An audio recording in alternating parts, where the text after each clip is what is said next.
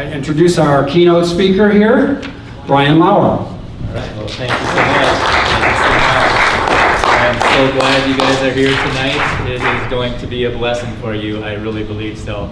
It is good to be here. This is kind of a bucket list for me. I've heard all about Rocky Mountain Creation Fellowship when I'm listening to Real Science Radio.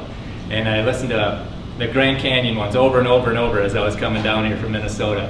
And it was a lot of fun studying this thing. And for those who don't know much about me, I'll give you a little bit of what I'm doing. And it's kind of a tribute to Bob Enyart. Because I can only do this because I saw him. It's like, well, if Bob can do that, I can do this. Because he went way out on the limb at times. And my favorite one is when he called up Jack Horner and said, hey, I'll give you $20,000 if you carbon date that bone.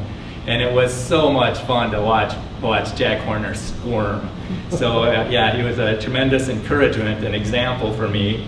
And I do have a website called solidifyyourfaith.weebly.com. That's weebly.com. My brother said, well, what does Weebly mean? And I said, it means I'm cheap. It's a free website, and the less I spend on my website, the more I have to do what God wants me to do. And here are some of the things that God's had me do. I gave a creation talk at St. Cloud State. And I don't know if you know this, but St. Cloud State University is not a Bible college. So the Atheist Club was there, and it was a pretty fun night. This was the talk. Who's your daddy?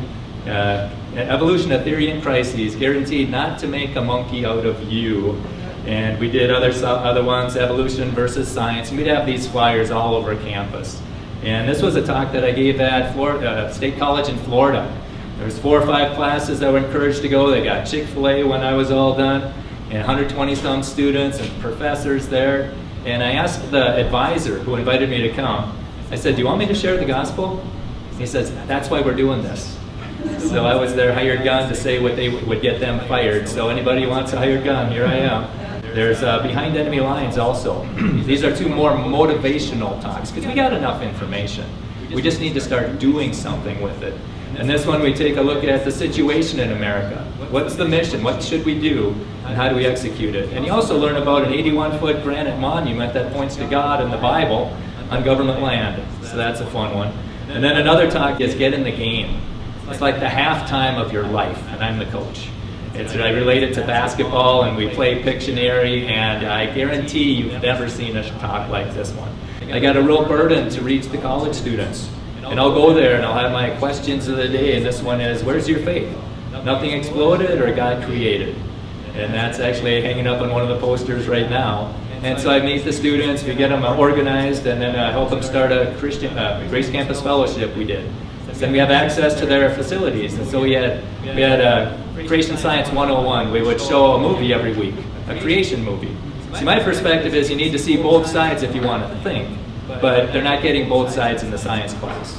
And so we did that, and the tagline there was explore with open minds, not limited to theories of blind chance and random collisions of atoms. And another one we had up there was enjoy the freedom to think outside the intolerant dogma of materialism. And we have these flyers and posters all over the place. Science diversity nights, they're all for diversity. Hey, how about some diversity of thought? Let's get some of those creation journals in there. And again, and it's not even so much the events, I think. It's how we can put our posters up there. So this is what's hanging at St. Cloud State right now. You got the drag night on the left, you got the LGBT promos on the right, and right in the middle there's our club. It's like, and there it says, hey, where does your path lead? Come out to church and get a free meal this Sunday. And so if they want to jump off the cliff, they're going to have to shove us out of the way to do it. We're going to point them in another direction. And I've helped other colleges. This is a community college about an hour away. I helped them start a Bible club. I helped a private college start a creation club so that they would know when speakers like this come on campus, because they never knew. And then I almost got a club started at Liberty. Had a table there, had 55 emails of students that wanted to know about our events, had 8 or 9 students who wanted to run the organization. And Liberty, if anybody's watching online right now, if you have any connections with Liberty, you have the easiest club in the world to run and the most effective. Because Liberty's paying people to come in and speak at the convocations every day. Just have a creationist come in every month. And before they talk to the students in the morning, have them talk to the community at night. Invite the community, the churches, the schools, everybody to come into Liberty and hear the creation message So then you can be a beacon of creation light in that dark part of the state. And we had it all set up on a golden platter, and then the advisor dropped the ball. I don't know how he messed it up, but it never got off the ground. I couldn't believe it. Everything was right there. And so I'm starting to help communities start creation clubs. All you need is somebody who understands it and a place to meet. And we were showing our creation club, our creation movies at the public library. And that was a lot of fun. And then COVID hit, so that kind of, we're starting that from scratch on a lot of these again. But I think there should be a creation booth at every fair in the country. That's where I am. I'm trying to get a local creation club going, and I got one going. And I love doing these questions of the day. I'm doing a survey. That one there is what came first, the chicken or the egg? And the chicken won just barely. The next was, how did life begin? Somehow or God, because I have a textbook from the college and they explain life. Somehow, despite the harsh environment, first living organisms appeared. And so God won that one in a landslide. And then the next one was, did hydrogen and helium turn into people? Because that's what they believe, hydrogen and helium from the Big Bang. It's like, here we are, do you believe that turned into people? And 52 people said yeah. 161 said no, and 45 said I don't know. And so then we can help them realize that they don't have it all figured out. And then, what are you? A mutated animal or made in the image of God? And so, and 98, again, image of God won. And this is great news because they just think of all the trillions, billions, if not billions of dollars they put in brainwashing people to think about evolution. And it's not working. Even on campus. This is at a community college, and it was 42 believed in creation, and 17 thought theistic, and 21 thought evolution. So creation won by double at a community college. It went to St. Cloud State again. And I knew evolution would win, but I thought it would be a landslide. It wasn't. It was 43 to 39. I did this at when I was in Pennsylvania, Penn State L2 campus. I just love doing this stuff. It's so much fun. I did it at the University of Illinois Chicago too. And again, it's a lot closer than you think it would be. It was 17 to 13, evolution. And that's about how it was at the University of Illinois Chicago too. At that time I just went around with a notebook. So anyhow, in our town it had an event like this. They had Christian band, gospel music, and I had a table there, and I asked people, hey, when did dinosaurs live? Millions of years or thousands of years ago? 8151 said millions, so they don't have a biblical interpretation of dinosaurs. I mean, how did life begin? They had that one figured out, but they don't know how to explain dinosaurs with the Bible. And dinosaurs are the gateway drug to evolution, millions of years, and evolution is the great gateway drug for atheism. And so they're aiming at the kids young, so I'm going where they are too. I speak at VBSs, and it's a lot of fun. This one was, this guy, I did their whole curriculum. Hey, can you do the curriculum for our VBS? And those kids are not going to believe in evolution. And the pastor emailed or Facebook me and said, Sunday was the best VBS we've ever had. And so I've been doing that wherever the God opens the door, and I don't know if you've heard about this stuff, but our freedoms are under attack too. And so I give freedom talks. I was invited to speak in South Dakota, and I had Exposing Tyranny. And that was professionally recorded, and that site's not up now anymore. So I put it up on my Rumble channel called Education, Not Indoctrination, if you want to see that. And I was invited out to Pennsylvania to do a Christian apologetics seminar. They had me do all the worksheets and all that stuff for that, and that was a tremendous blessing. But on the way, a pastor asked me to do a creation science revival. He'd give me Sunday, Monday, Tuesday, Wednesday. I said, how about we do a creation Sunday? And then a Monday, Tuesday, Wednesday, we'll do a revival of truth that's been censored. He said, yeah, go ahead. And so Monday night we took a look behind the vaccine curtain, and this is before COVID, and we got to hear what vaccine experts were saying under oath. Very eye-opening. Tuesday we looked at the COVID corruption.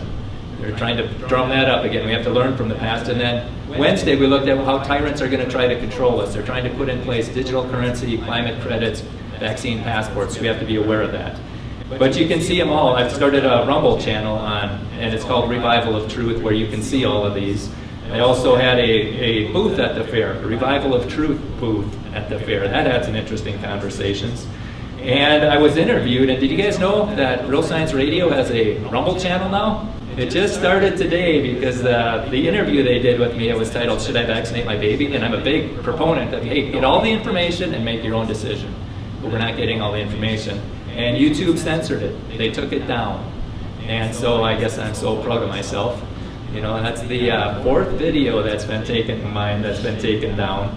And so they don't like the truth getting out, apparently. And so I was interviewed by Real Science Radio last year. It was the Great Reset to Hackable Animals. And we talked about what the tyrants have in place, and somebody emailed Fred and said, such a blast, or such a treat listening to Fred and Brian, and he goes on to say that he's binge watching Solidify Your Faith videos. I can't stop, they're great. And so that's a tremendous encouragement. And a friend of mine had the same thing. He stayed up all night watching my videos, and he was so mad at me because he didn't go to sleep. All right. But that's not why you came. You came for Grand Canyon answers. Okay, they can't explain it. And I was even able to I had the hydroplate book, like in the beginning, and I went up to a professor at St. Cloud State and said, and she's geology, I said, you don't have a theory that can explain Grand Canyon. Here's one that works. Because my brother-in-law, he went through a geology class there, they spent a week looking at the different theories about Grand Canyon, and none of them worked. And then on Friday, the professor said, there's one theory we haven't talked about. Anybody know what it is? It says Noah's flood. He said, you're right, but we can't talk about it. Okay, so they're only getting one side over and over, and even though they don't work, it doesn't work. So here's the outline for tonight. It's going to be, we're going to take some Grand Canyon facts, we're going to look at the facts, ask some questions, see how the government tries to answer those questions, and then give you the real answers, and then do a quick review. And the key to Grand Canyon is bulging and cracking. We're going to say that about 3 times, bulging and cracking. So here are the facts. But we have to figure out what a fact is. This is from their textbook. It says, separate facts from conclusions. A fact is a verifiable piece of information, whereas a conclusion is a judgment based upon the facts. The news media often mix facts with conclusions without indicating which is which. And that's the most hypocritical statement I've ever heard. The science book does that all the time. Whenever they say millions or billions of years, they're mixing their interpretation with the facts. Okay, so let's take a look at Grand Canyon. Okay, it's a fact. Grand Canyon exists. Has anybody ever been there? Anybody? Oh, look at the hands. Oh, yeah. So we can verify it. It's there, right? A big hole. So you've seen it. Have you been out on that thing? No? Have you been down those paths? Yeah, I was talking to a 65-year-old woman. She said, they tell you, nose on toes. If you want to look around, stop and look around. But if you're walking, keep your nose on your toes because you don't want to trip out there. And how about this? You want to do a donkey path down there? Oh, you've done it. Wow, you're brave. I don't know if you could pay me enough, but you can see this on YouTube. Grand Canyon Mule Rides. Sherry, somebody or other. Guthier or something. But yeah, you can see what that would be like. It's like, oh my. So anyhow, this is more my speed. Anybody done that? I used to teach kayaking. Yeah, so this is how I'd like to see the river. But anyhow, what the facts are. Evolutionist conclusion is that it formed slowly by a little water and a lot of time. And the creationist conclusion is that no, it formed quickly with a lot of water and a little time. So which one makes the most sense? And the evolutionists are always trying to erase that line between the facts and their conclusion. They'll mix it in over and over again, and you'll see that in their websites. So here's some facts about Grand Canyon. It's 277 miles long, average width 300 feet, average minimum width 75, average depth is 40 feet, deepest part is 85. Bunch of facts. Those are verifiable. But then it goes on to say they're conclusions. Millions of years, geologic column, those are all conclusions. Those are not facts. Those are not verifiable. And what I wanted to know was, what's the elevation where the river enters and where it ends? That's what I wanted to find. And I couldn't find it on their website anywhere. You know, they did tell me that this Phantom Ranch is at 2,400 feet. And I thought, well, where's that? It's right in the middle. That doesn't tell me anything. But it does tell me it drops 2,000 feet. The thing that website did do is it linked to this topographical map. And this was so much fun because wherever you click, it tells you the elevation. So I clicked, I clicked above Glen Canyon Dam, and it's 3,600 feet. I clicked below Glen Canyon Dam, and it's 3,100 feet. And then it flows through the canyon. The walls rise up a mile above, mind you. And then it flows out. I went down to Lake Mead, and it was 1,200 feet. Okay, so now here's some questions that you can ask the teachers or the guides, because you're there to learn. And ask these questions, because a lot of them they can't answer. And if they can't answer them, hopefully it wakes them up at night. And you're just putting a little pebble in their shoe to have them think about other things. Because, okay, how did the river flow uphill to cut the canyon? See, that river flows in at 3,100 feet, and it goes out at 1,200 feet, and in the middle, the canyon rises over a mile above the river. And rivers don't flow uphill, and they admit that. So how did that little river flow uphill for millions of years to cut that canyon? It didn't. It didn't. And why didn't the river flow around the Kayabat Plateau? We'll get into that in a little more depth. Why are the layers so flat? You look out there, just flat as a pancake. Like somebody put down a plumb line and just laid it all out. Okay, and why isn't there any erosion? It's going to rain sometime, right? But there are no erosion marks. And this is a real tough one. How come there's slanted layers underneath flat layers? How do you explain that one? And this is Walt Brown standing in front of something that's real hard to explain by millions of years.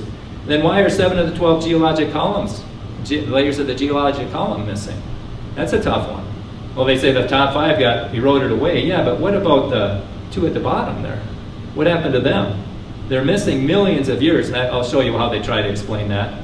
And how did a river cut a canyon 18 miles wide? That little river. That makes no sense. And how do you get side canyons? These are canyons just as deep without a river. You know, if the river cut the Grand Canyon, there's no river for the side canyon. They can't explain it. And why are they longer to the north and then to the south? And there's a guy, he used to give tours there. And he'd point out to the canyon, he says, yeah, I dug that. And a little kid asked him, hey, where'd you put the dirt? And that question haunted him the rest of his life. Where is that dirt? There's 800 cubic miles of sediment that are missing. And keep in mind, if you took all the other rivers combined in the world, they only have 300 cubic miles of erosion. And yet that little Grand Canyon has 800. Something very special happened there. And to cut the Grand Canyon, you have to do the Great Denudation. That's where 2,000 cubic miles of sediment have to be removed from above the Grand Canyon before that even starts. And how do you do that? What force is going to move 2,000 cubic miles of sediment? And how does this 5 to 10 rock get raised into sedimentary rock? And you can kind of see it's the same type of rock that's at the bottom right, and yet it got lifted up into the sedimentary rock. They don't talk about that on their website.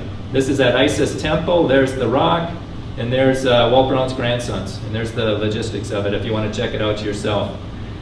Okay, and then the Inner Gorge. How come that river cut into solid crystalline granite rock instead of spreading out and wiping away the softer sedimentary rock? And then what force crushes basement rock? This is the Vishnu schist. It got crushed. How's that going to work? And this is a real technical one. I wouldn't expect anybody to know this, but I learned this from, let's see, Andrew Snelling on In the Beginning. I don't know if you've seen that one.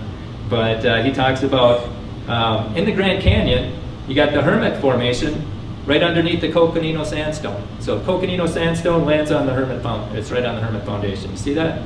Then he says 70 miles away, Hermit Foundation is separated from the Coconino Sandstone by the Schnebly Hill Formation, which is like 800 to 1,000 feet of sediment. How does that happen?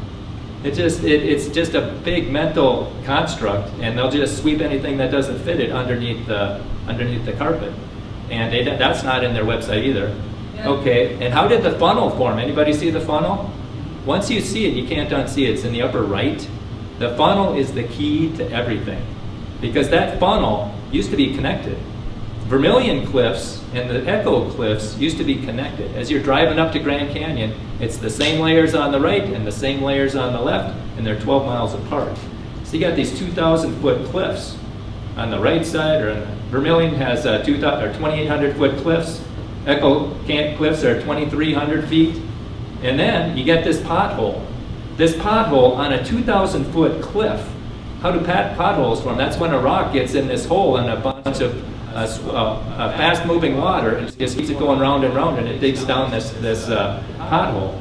So how did the pothole form 3,300 feet above the river on a 2,000-foot cliff that's 4.25 miles away from the river? That's a tough one. But we're going to explain for that to you. And this I got from Walt Brown's book. It says, why was water flowing so rapidly this high and on the upper edge of a 2,000-foot cliff? Yeah, that's a tough one. And these barbed canyons. My brother-in-law said this is something they could never explain. Because the barbed canyons, the land is sloping to the northeast, and yet the river is flowing to the southwest. And I played with that elevation tool. So it's 5,500 feet on the top of that barb, and then it's 5,300 at the bottom. So it dropped 200 feet. This one dropped 200 feet. It's dropping about 200 to 100 feet at each barb. And it keeps dropping. So it's all sloping to the top right. and yet the river's going to the bottom left.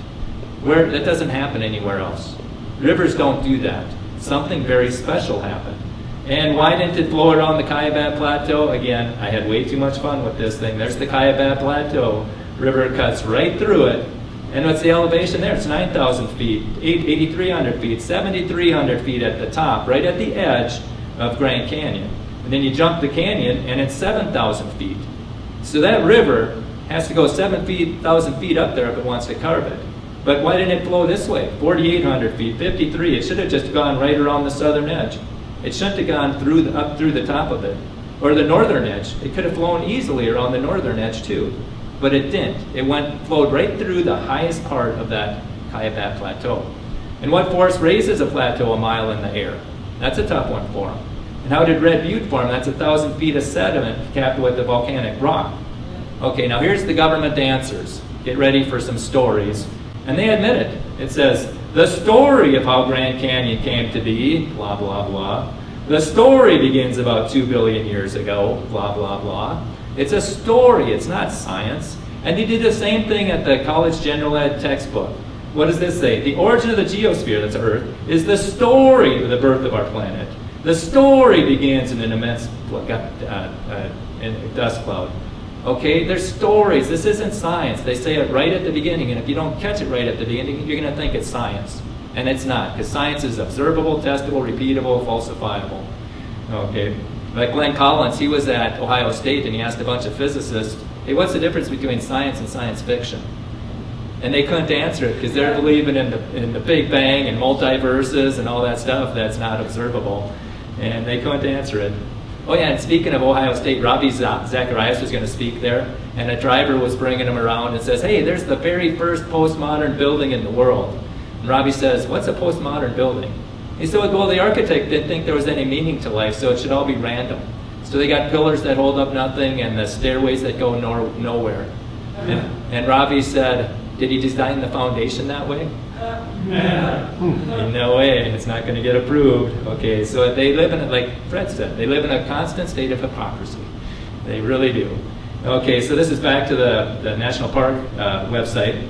It says, scientists know that the Colorado River carved the Grand Canyon. There's no way the river carved the canyon, but that's the chapter they aren't going to throw away. And it goes on to say that the Kaibab Plateau, the highest point through which the river gingerly slices, poses a problem for geologists. And what's that? We talked about it. Water certainly doesn't flow uphill. So they admit it. But they go on to say, while keeping these few accepted chapters in the Colorado's history book in mind, the river carved the canyon. That's the chapter they're not going to throw away. So then they make some other theories. And so why are hundreds of millions of years of sediment missing? Hey, a scientist or a geologist hasn't figured out. The mystery of the Grand Canyon's missing billions of years may be solved thanks to a new tectonic model. Notice the fuzzy word, may. They overhype a lot of things. It says the great unconformity has perplexed geologists since it was first described nearly 150 years ago. The 500 million year old Tapete sandstone is directly overlying the 1.2 or 1.4 to 1.8 billion year old Vishnu schist. How does that happen? It's a problem for them. But it goes on to this. Think of the red bluffs and cliffs of the Grand Canyon as Earth's history textbook. If you scale down the canyon's rock face, you can jump back almost 2 billion years into the planet's past. Isn't that neat? Right? But that textbook is also missing pages. In some areas, there's more than 1 billion years worth of rocks that have disappeared. So they got a problem. And here's the solution. Now watch for fuzzy words. Okay, the team reports that a series of small yet violent faulting events may have rocked the region during the breakup of the ancient supercontinent called Rhododendron, whatever they call it. The resulting havoc likely tore up the ground around the canyon, causing rocks and sediment to wash away. Okay, so they've got may have and likely. And that's just a fairy tale for grown-ups, kind of like their evolution theory. So here's how this is their website. This is 4 theories. None of them work. The Little Grand Canyon River Hypotheses. And this is what they admit. In order for this theory to work, the ancient and the ancestral Colorado River would have needed to flow eastward over the Continental Divide. Well, I'll throw that one out. This is the northwest flowing river hypothesis. In order for this to work, the Kaibab Plateau couldn't look quite like it does now. And there aren't any sedimentary deposits found to support the theory. So throw that one out. Here's the spillover theory, the catastrophic draining of ancient lakes. Now that one's true, and I'm going to show you that, but they got the lakes in the wrong spot. The Colorado River was temporarily dammed up behind the Kaibab Plateau. That's baloney. It could have floated on the bottom, it could have floated on the top. The lake wasn't there. There's no way. And then you got this one about a collapse of underground karst systems. But if you want to hear what's wrong with all of these, go into Real Science Radio, rsr.org, and just search Grand Canyon Month. And you'll get a list of the problems of the river caused the canyon, a list of problems of how the flood caused it, and a list of other problems too. And also, and Walt Brown, he did this in his book. He's got all the theories there. And that's how did they explain this feature or that feature? Red means not a chance, yellow means maybe, and green is, yeah, right on. And it's green all the way down his theory, but it's red almost everywhere else. Red or yellow, there's not a green one out there. And then it goes on, and we're going to hit on why it's here and not everywhere in the world. What's the force and the energy and the mechanism? Marble Canyons, side canyons, barbed canyons, Inner Gorge, Colorado Plateau, Kaibab Plateau, and tip layers below unconformity. We're going to hit all of them, so listen fast. Okay. Conclusions are based on the geologic column. That's why they're all up. They're believing this millions and billions of years BS, baloney. And let's keep in mind, the geologic column, that was finalized in 1879 with the layers and the names. And 1879, anybody know what was invented then? The light bulb.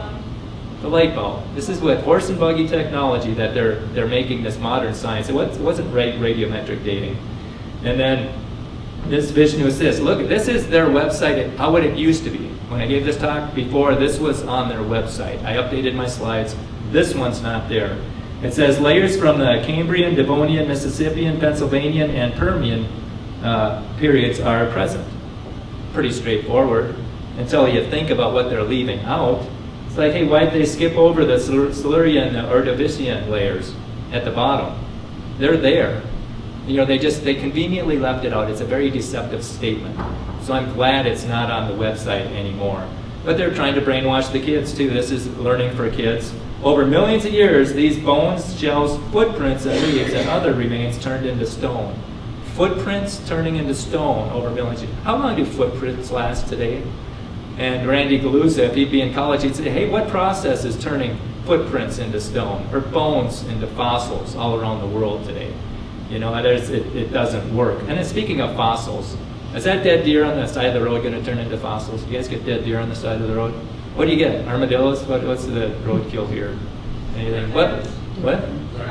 Raccoons. Okay, is that dead raccoon going to turn into a fossil? No, it's going to get scavenged. It's going to decompose. The only way a fossil forms is if it's buried rapidly. Therefore, if any layer if there's any layer that has fossils in it, it was laid down rapidly. And that's the whole geologic column. That whole geologic column was laid down rapidly. And they find these fossils in the Grand Canyon. These are nautiloids. And Steve Austin did a book on it. And he did a really good job of documenting where he found all these nautiloids. And I was able to ride on a bus one time at one of his events. And he said that he showed it, he submitted, this is where all your nautiloids are. And they revoked his permit. There's a big, strong bias of anything that's going to point to creation. But they found, let's see, 1 per square yard. There's probably billions of them, all the way to Las Vegas.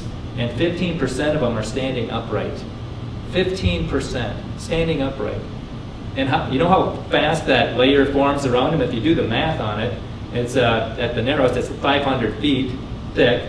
And it's supposed to be 50 million years, so 50 million divided by 500 feet equals 100,000 years over 1 foot. It takes that long. So how about an inch divided by 12? 8,000 years for an inch to form. That thing's going to stand on its head for tens of thousands of years? No, I don't think so. I don't think so. And this page isn't there either, but it poses a really good question. Perhaps the biggest question of all, how the Colorado chose the course and began carving the Colorado River, still awaits a clear answer.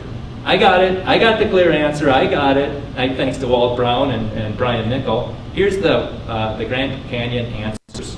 And keep in mind, bulging and cracking. We're going to say that a lot. That's the key. What's the key to Grand Canyon? Bulging and cracking. All right. Okay, here we go. It's going to be a lot of fun. So to get this rolling, you have to lay down the layers of sediment before the river can cut it, before it can get eroded away. And so we're just going to jump halfway through the hydroplate theory.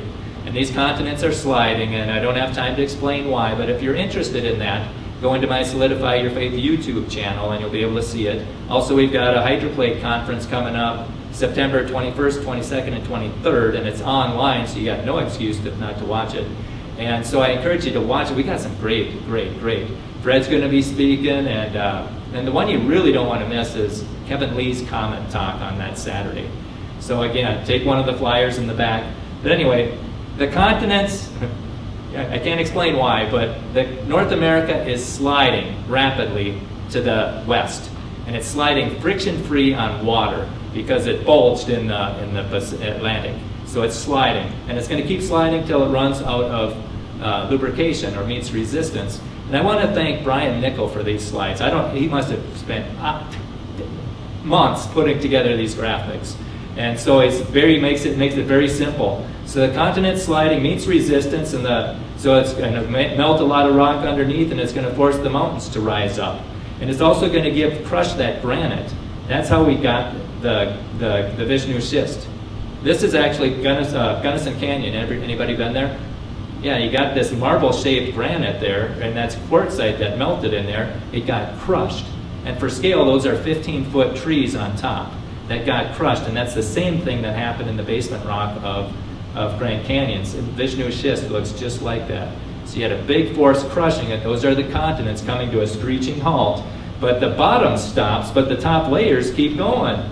And so the momentum keeps going, and then it shears off the bottom ones. Hence you got flat layers on slanted layers. That's how that happened. And how did they get to be so evenly mixed together? Okay, now there's different theories on that. Some people say liquefaction, when the continents are vibrating and the water's there and the waves are going across, and that will separate things. And somebody asked me, well, would that separate the cross-bedding? It's like, well, I don't know about that. But they also could be laid down, separated as they're sliding. That's what Henry Morris saw in Minnesota. They got this place where you can see the Mississippi River flowing, and it laid down layers of sediment. Okay, so there's other ways that you can get, but at any rate, they were laid down rapidly, and they were laid down very sorted, very well. And so you got here that it must have buckled, and that must have slid over top and sheared it off. And how do you get that quartzite rock up there? A piece of that quartzite breaks off, and that force is going so fast with that mud, it starts moving it, and it raises it up. And hence you got that rock, 5 to 10 tons up there. Evolutionists can't explain it, and they ignore it on their website. And you ignore it at your own peril.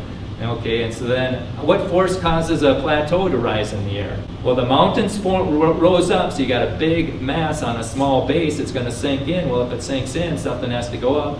So the plateau is block fault going up. It's not all at once. It's just where it gets weak, it's going to shoot up. And then if something else gets weak, it's going to shoot up. And so it's going to be very unstable. And then some lava might sneak through some of that cracks and get to the top of the sediment and make a little layer up there. And then when a big wave comes by, or a lot of erosion comes by, it's not going to take away the lava on top. That's too hard, so it's going to erode around it. Hence, you got Red Butte.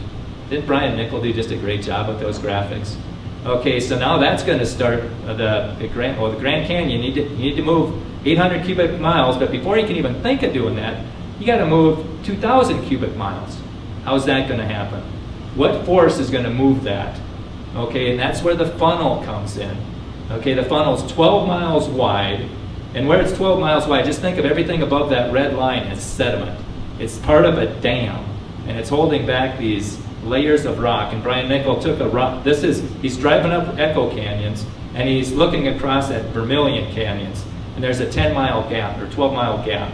This is when he's about halfway up. You can see the Vermilion Cliffs, and you see that crack in the middle. That's where the Colorado is flowing through that crack. Okay, how come that canyon cracked right there? Okay, well, it got washed away. Well, where did the water come from? Look at these lake beds. You see that? This is a topographical map from outer space. See that coloring? Those are lake bottoms. And so you have two really big lakes, Grand Lakes and Hopi Lakes, and you have all these unusual features, either in the lake or pretty close next to it, with Bryce Canyon and Zion and Arches and Monument Valley, and also it's just all over, all these very unusual features. And that's a whole nother talk for Brian Snavely. You should have him come in, or Mike Snavely. He's really good at explaining that. So, but I'll just point at two of them. Okay, this is Arches. So you got these arches, and you did a show on it.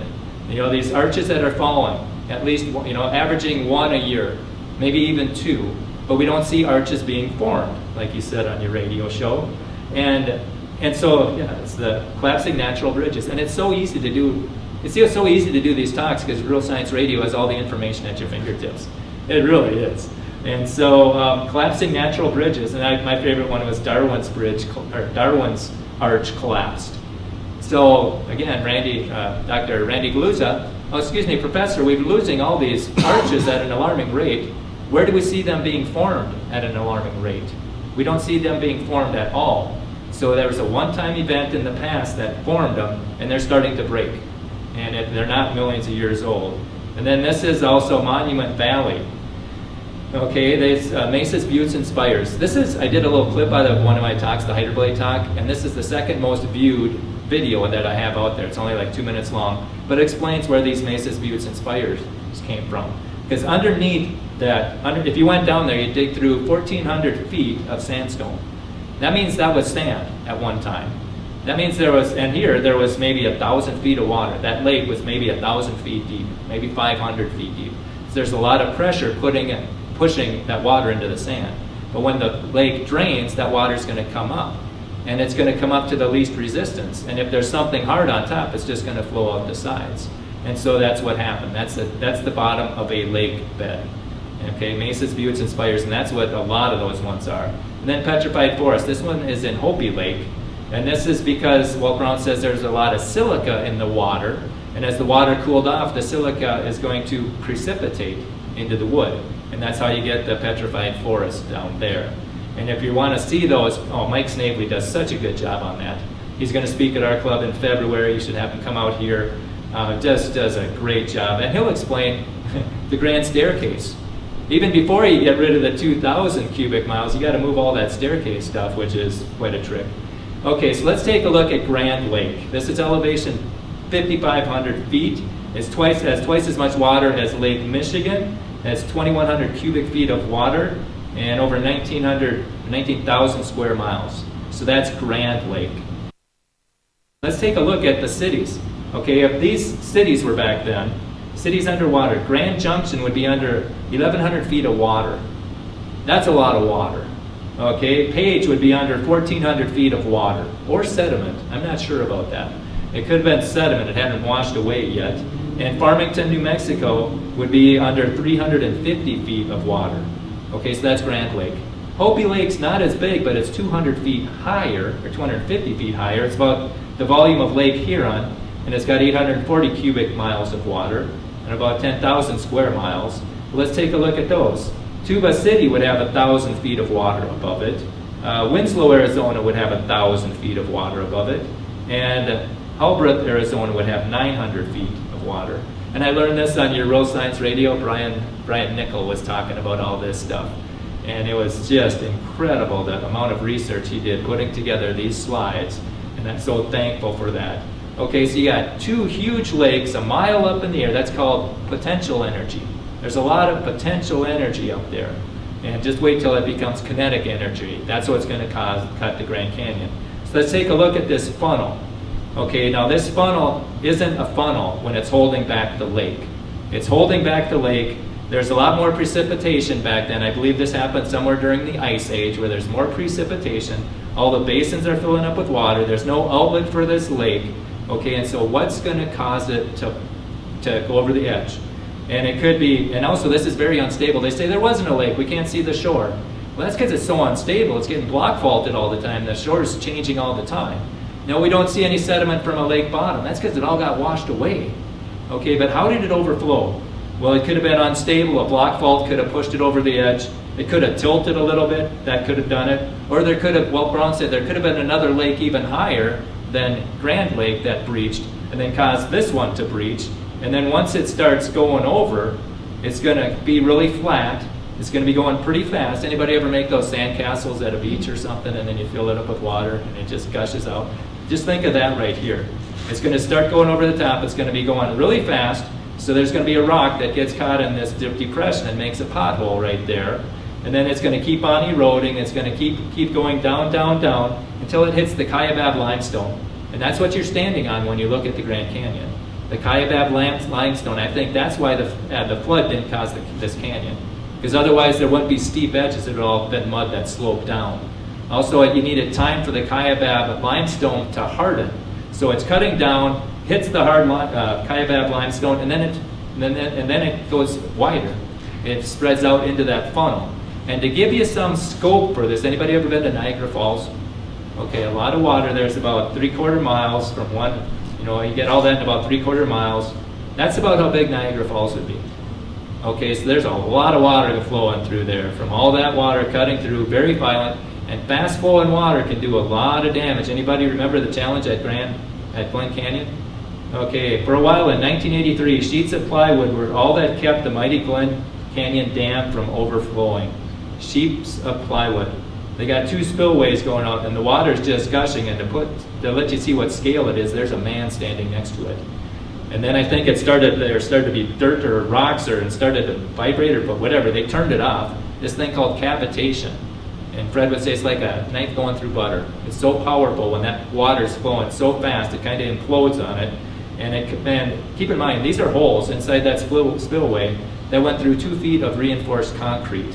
And it was 32 feet deep, 40 feet wide, and 150 feet long, and there's a man on the ladder. Okay, so that can be very powerful. Same thing happened at the Guadalupe River in Texas in 2002. There was a flood, 30 inches of rain in 1 week. This is a spillway for the river, and the river carved a canyon 1 mile long, over 50 feet deep, and hundreds of yards wide through solid limestone. And it says that what would have taken nature thousands of years to create was created in about 24 hours. Yeah, I think that nature can do things very fast. And we saw it happen at Mount St. Helens. This canyon was 1,000 feet wide, 140 feet deep, and it went through it 9 hours. Okay, 9 hours. And so that river did not cut that canyon. That river is a consequence of that canyon, just like the Grand Canyon is. And now the key for tonight again is bulging and cracking. What is it? Bulging and cracking. So what's going to bulge? It's going to be the Kaibab. As that's all getting washed away, there's no force pushing down on the Kaibab limestone, and so there's a big force underneath pushing up, so it's going to crack. It bulged and it cracked, and then the water flowed through the crack. And see all those layers are kind of pointed upright at the end? That's what's happening at Echo Cliffs and Vermilion Cliffs. They're kind of pointed upright.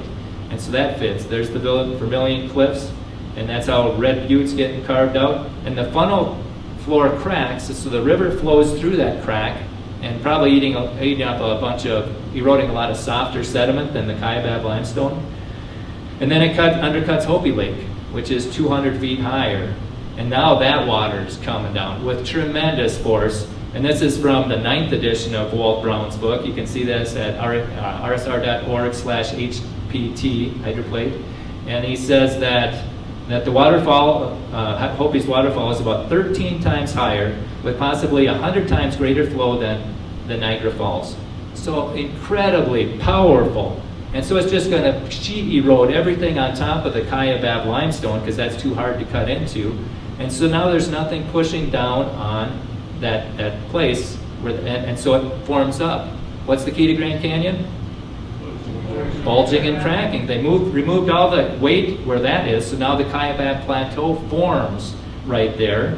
And so now you're going to get the barbed canyons, because the Kaibab Plateau is up, so now the subterranean water is flowing downhill against and then when it reaches the river, then it's going to spin around. The Kaibab upward is raised, so subsurface water flows downhill to the west and north. And then once it gets down to the bottom where the river is, It's going to make a quick U-turn, and it's going to cut through, and then all that stuff is going to sloop down with it. And there's some really, really neat pictures at the bottom of North Canyon where it's all kind of just sloped down like that. That tells me that when those layers were cut, they weren't mud yet, or they weren't stone yet. They were still soft mud. So when they were cut, they just slooped. See, that's how the whole canyon would have been if this would have happened after the flood. And so again, it's just kind of melted down like that. Okay, no more bulging and cracking. The formation of the Grand Canyon. Okay, so now that Kaibab Plateau is sheared off and it's bulged up there, and the plateau cracks. So now the river's flowing through that crack, eating up this softer sediment, and now it's cutting it at a level that's below the water table. So now all the water in the ground is flowing into the river. That's how you get the side canyons. And the northern part of the Grand Canyon, that rose 1,000 foot higher than the southern part. So that's got more water to drain out. That's why the canyons are longer to the north. Okay, does that make sense? Okay, and then the deep side canyons. How do we explain Inner Gorge? Okay, now this is hard crystalline granite. The river is cutting through sedimentary rock. This thing's 46 miles long. And not coincidentally, in Inner Gorge, or in Kaibab Plateau. It's flowing through that Kaibab Plateau, and there it is, yeah, 46 miles. So the river's cutting down through this softer sedimentary rock. It hits the hard granite rock. It should just spread out, but it doesn't, because what's the key to Grand Canyon? Bulging and cracking, because not only does that Kaibab Plateau crack, limestone crack, the Vishnu schist cracks. There's nothing pushing down on it, so that got in a bulging position, and then it cracked also. So then the river went through the bottom. Bulging and cracking, that's the key to all of this. And if you look at the Inner Gorge, it's not smooth like millions of years would put. It's pretty rough. Okay, so you got the Colorado River flowing through that crack. Okay, it's the Inner Gorge. It was intention. And again, you look at that, you can see some of those pictures on Google Earth. That's where Brian Nickel got a lot of these pictures.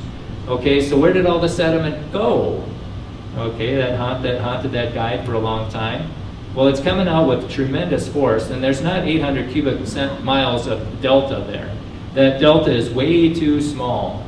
I mean, when you search the most powerful or most voluminous rivers in the world, it doesn't even make the top 100.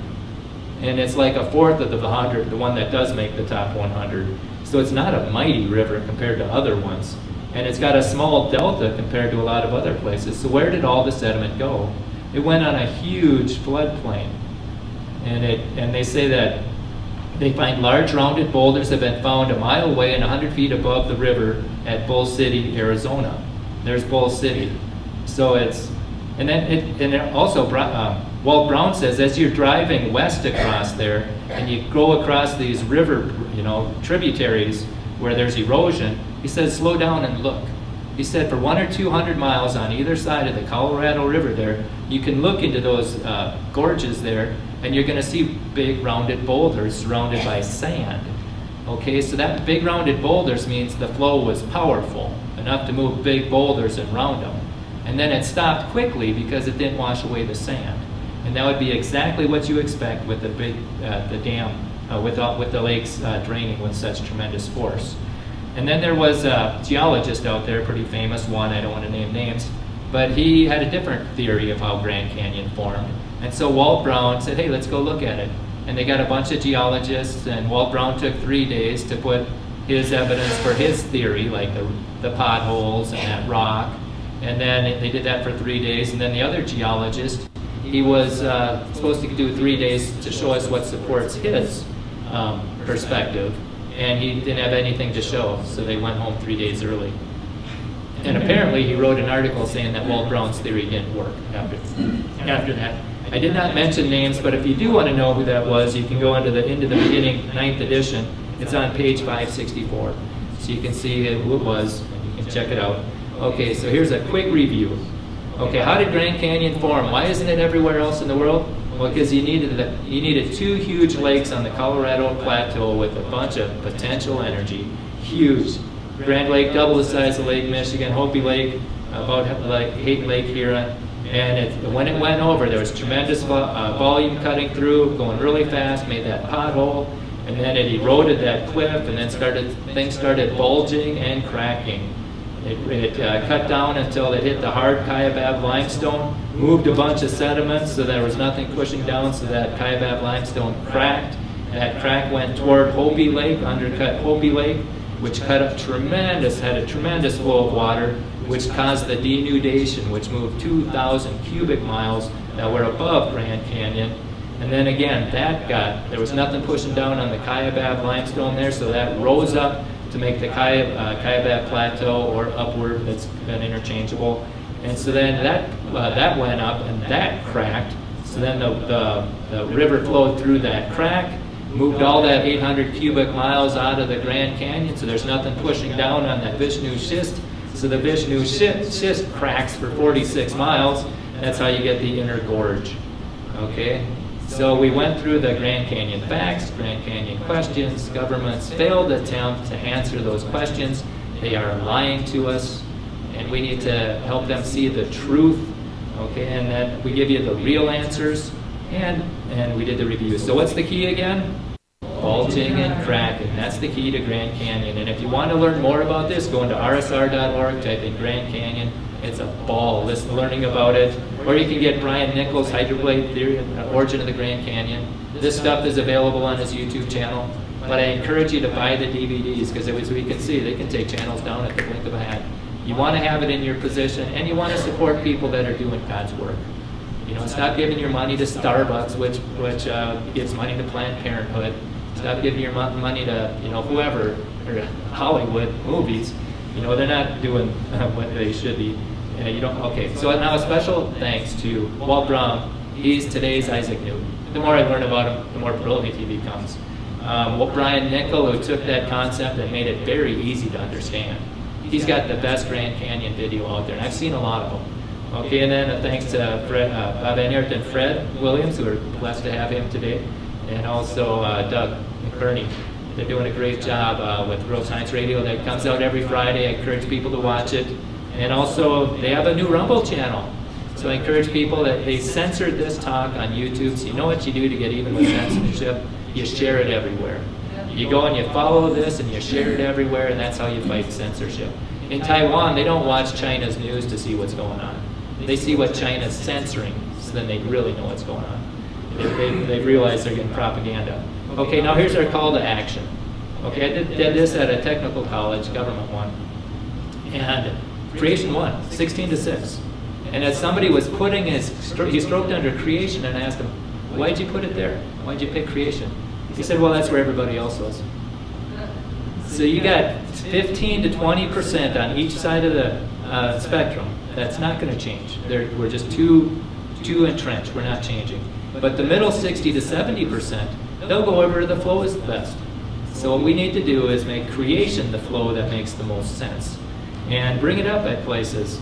I got this email from somebody. We had converted a wood-burning fireplace into a gas-burning one. And I got this email, and she basically says, I've been praying that God would send intelligent Christian clients who would talk to him. You are an answer to prayer. Your conversation with Dan has opened his mind. I believe he's been watching your videos a bit because he shared one with me. And so I emailed back, it's like, thanks for the encouraging words, but which video did he share with you? I was very curious, and he shared the hydroplate theory. I had 20 minutes to talk to the Rotary Club, and I squeezed the hydroplate into 20 minutes, if you can believe that. And that's the one that he shared.